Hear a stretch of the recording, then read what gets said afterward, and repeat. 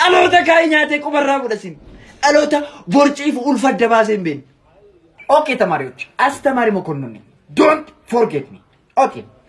Kaleessa gosoota nyaataa baran irratti eenyutu na yaadachiisa? As. Okay. Vitamin A. Kanti. Raafuu timaatimii. Wow! Clap for student. Good. Inna qeensa yaadu qistani sammuu keessanii yaaddan kun akkas. Okay. Another person. Okay. Tana saante mudosha. Meenatti mi gosoota nyaataa? Vitamin A ni aannan. Eshi. Vitamin D ni mo burtukaani. Dino. Vitamin D ni mo dinnicha. Margrijal. Wama ta tombe kui. Yefrakshili. Kensa yadai.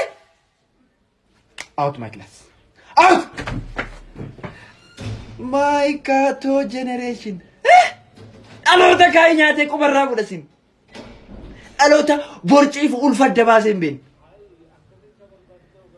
Safuu rabboo.